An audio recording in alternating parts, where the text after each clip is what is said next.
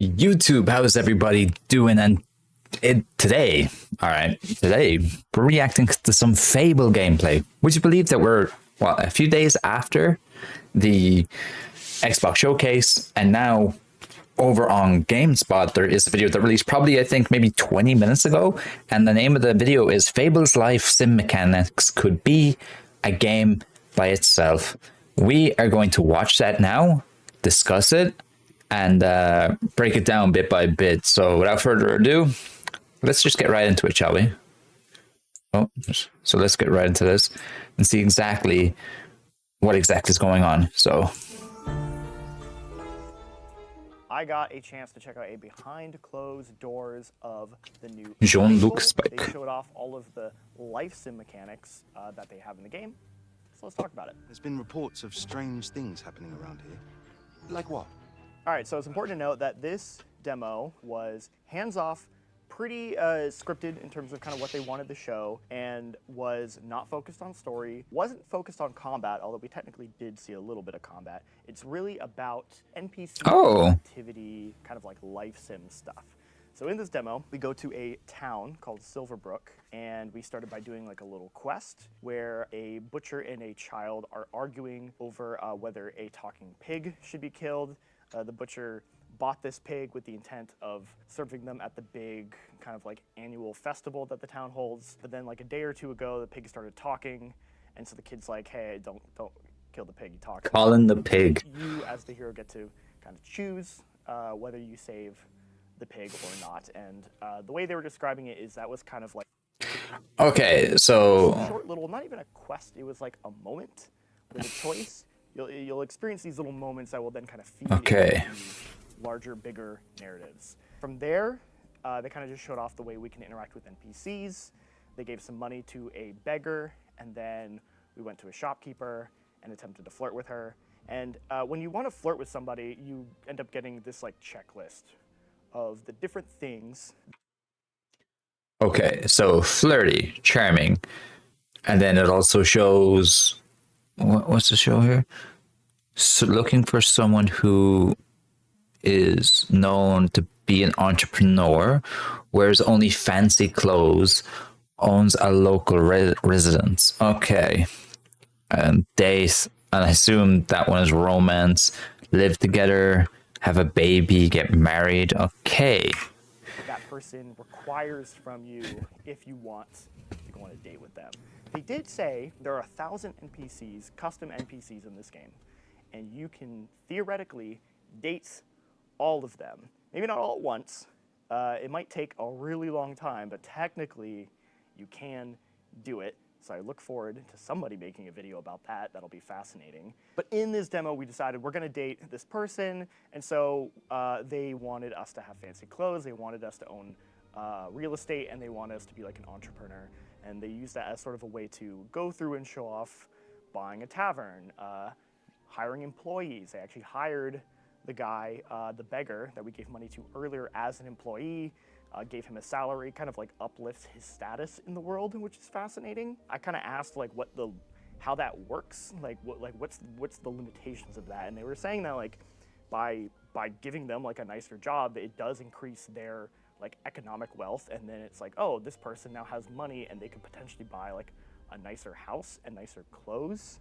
So I'm curious, like, if you can change the economic status of people. Can I make a beggar into like a wealthy rich man in a mansion, or can I like buy a mansion and kick out the wealthy guy and turn him into like a homeless man on the street? I'm so curious what the limitations of this system are, because it seems like Okay, so some new stuff here. Looks like maybe that is a side quest map. We got the bar, some food, some other stuff there. could be really cool, but it's hard to say right now. So every time you're talking with somebody and doing something, they basically form an opinion on you based on sort of like your actions. So because we were buying all this property, they're like, oh, this person's wealthy. And that kind of is like an attribute that gets put on you by these people, and depending on that person's personality, it determines whether they like you or not. Let's go back. The woman we were trying to date obviously liked that we were wealthy. But then when we went to a different shop to buy some clothing, that woman actually hated that we were wealthy, and she was like, I don't want you in my shop, please leave. She actually jacked up all her prices by 80% for us.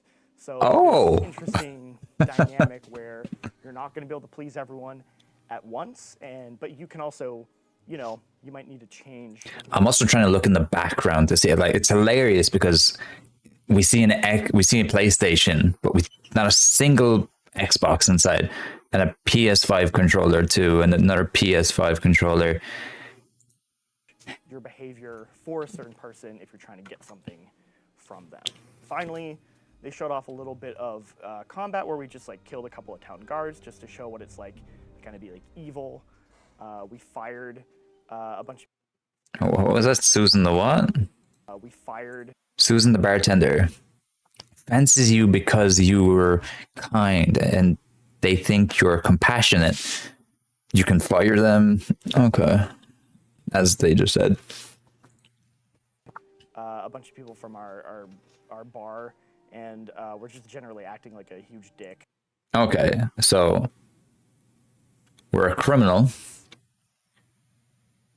We have the teleport thing, so the RT abilities, the press B, teleport. You have 3 teleports, some fire.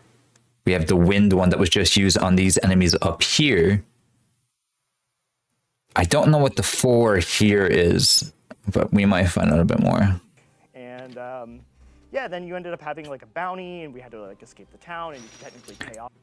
You have 48k fine. The guards will attack you until you pay for your crimes, literally. Okay. Off the bounty, and there's all these systems in place. But however, I do wonder, is there a case where you can go to jail to serve out that? And then like people will also not like you anymore because you've been to jail, these type of things. I've also realized that might like, hold on, hang on.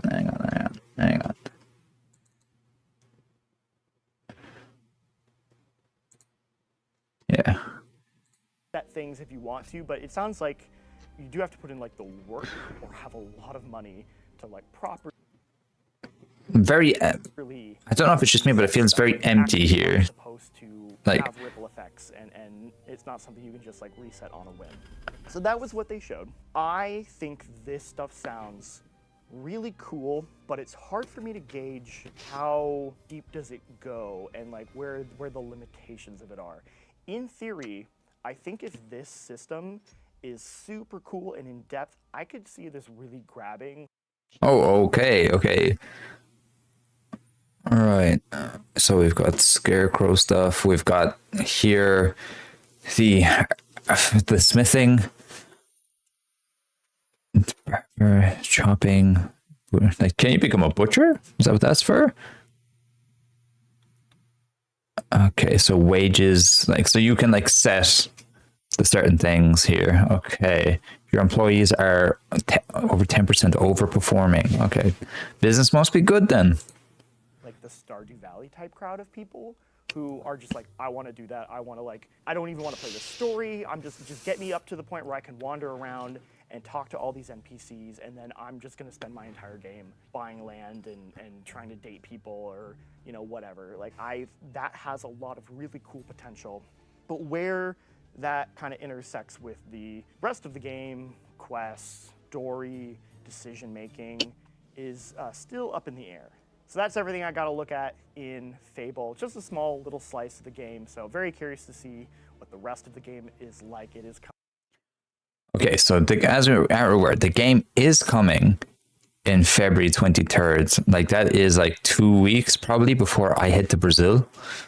So it is going to be the only game I consume for a whole time. All right, so in this demo, we go to we're gonna called Silverbrook. Thank you, John. So overall, it looks beautiful. I want to go back to the combat. Where was the combat again? Because we had a glimpse of the combat.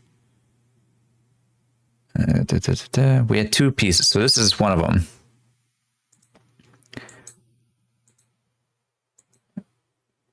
All right. Still don't know what the 4 is. I thought that would probably be explained a bit. So what he does next... Oh, we don't even see. There was another combat sequence up here, I believe, no? Was it up here? Yeah, here. There's like the teleporting. So he used the fire. And then he teleported behind this enemy. I suppose like it looks so good. And the fact that we are literally only 8 months away, we will obviously, I wonder if it will be the Game Awards or if it will be the Developer Direct. Personally, I think put it at the Game Awards, get one more trailer. We don't need it at the Developer Direct because it's just... Let's go into another video. IGN have also uploaded a video. I want to see if it is any bit different to the one your umbrella that we just saw. No game I'm more excited for than Fable. I adored the original trilogy, especially Fable 2, and so let's get into it. Just pretend that the Kinect version, Fable the Journey, never happened. But anyway, Fable is not only unlike anything else in Xbox's thick portfolio, it's being crafted by arguably the best studio they own. I agree. Playground Games, who've done nothing but make one 10 out of 10 after another. Playground also possesses one key trait when it comes to building a Fable game. It's British. You're back. And This is so iconic. I cannot wait to see these again. like a twat. This year's Xbox Developer Direct offered the best evidence yet that Playground has all of the ingredients in place to craft a worthy Fable revival, and after the Xbox Showcase, which But finally do you gave a see... firm release date of But do you see anything? life in Albion. My hands-off demo began atop a golden meadow outside the town of Silverbrook.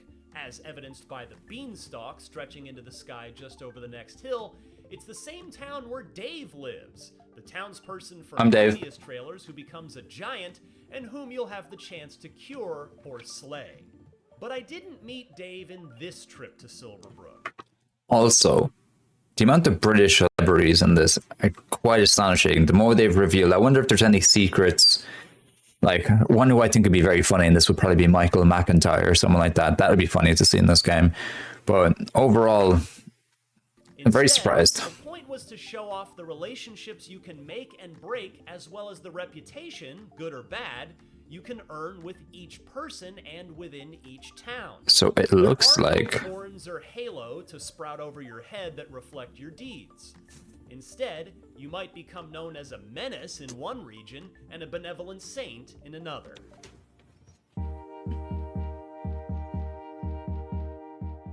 The first thing our demo driver happened upon was a boy arguing with a butcher over the fate of a pig named Colin. Someone needs to tell this little brat what's what. It seems Colin has recently learned the ability to speak English, just the same as anyone else in Silverbrook, and because of this, the boy wants to spare him from the sausagey fate he was raised for. The pair turn to us to decide whether Colin lives to quote Shakespeare another day, or ends up becoming bacon by morning. I've got potential, hero. Don't let me end up on a spit. For this demo, Colin was spared, but the butcher won't let him walk for nothing. And so we offered him 2,000 gold in return for Colin's life, a sum that... All I'm going to say is, depending on how far this quest is inside the game, like if it's early doors and 2 grand is hard to come by, like, you're getting slaughtered, bud. the man happily agrees to. This gets the boy to instantly like us, of course, and also earns us town-spanning reputation as a kind person. Hero, you saved Colin. Walking further into town, we came upon Jack the Beggar, a down-on-his-luck Yeah, no. fellow currently lacking both home and employment. In an attempt to win his favor, we gifted him 100 This one's new. Fresh air, you know? Yet we still weren't done with Jack. We headed into a nearby store called Odds and Sods, I did say that Playground has sufficient British bona fides, to buy him a gift in order to further ingratiate ourselves to him, but we got sidetracked by the shopkeeper, Megan. Welcome, hero. What can I do for you? After a sweet word or two from our hero, she made it clear that she'd be willing to go on a date with him, but our player character didn't meet her lofty standards in his coins to our name, and so we waltzed over to the nearby pub, the Silver Trough. There's some different gameplay as well, some new Markup on areas in this anything you'd game. like to buy. Can I see your stuff? Don't waste my time. To buy the perhaps the tariff-happy Okay. tailor, no doubt through gritted teeth. Perhaps someday we might be able to buy the spinning wheel and unceremoniously. That's hilarious. That's just hilarious. Increased by 80% because they dislike you. I know the previous guy said, but we've seen it more here. Modifiers up plus 80%. Jesus. Playground says there are 120 different shops with unique items, and yes, you can buy them all. So perhaps we'll be back someday. We now looked fancy. Ridiculous for sure, but fancy. The game was simplified. Okay, so this is also new. This is new gameplay that wasn't in the last one. Playground says the blacksmithing minigame was simplified and shortened for the purposes of this demo, so it only took a few well-placed smacks of a hammer on a hot piece of freshly forged fork in order to give us enough cash to buy a house.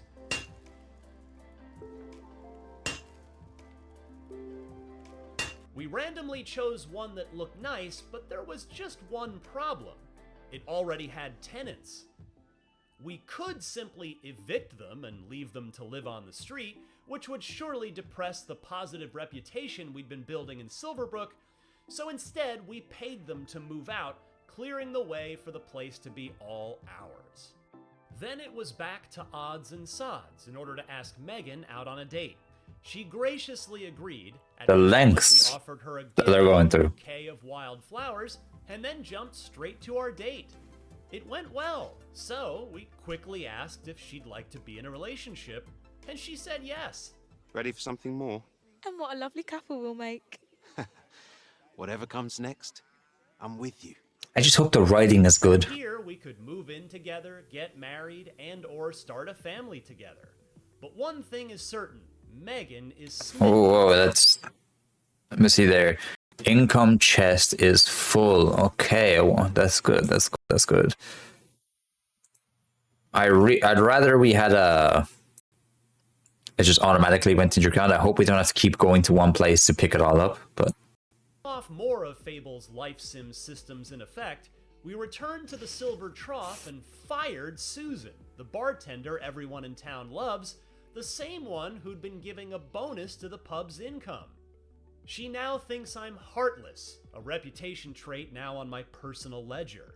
And to further send our hero's reputation down the toilet and to conclude the demo, our gamepad-wielding playground developer started shooting citizens. Oh, okay. So that number 4, we know now, it's arrows. Okay. As you attacked your... what? Does it show exactly what it says up there? Playground developer started shooting citizens in the Violent. face with his Guards will attack you until you escape. So fine, assault. bow and Okay. arrow, and that sent the law after us. Started some fights, labeled us a killer, guilty I suppose, and, well, that was about the end of the demo. At least, once I'd finished turning Silverbrook into Crimsonbrook, what with all the blood of the townsfolk I slayed, and that left but one choice: to flee.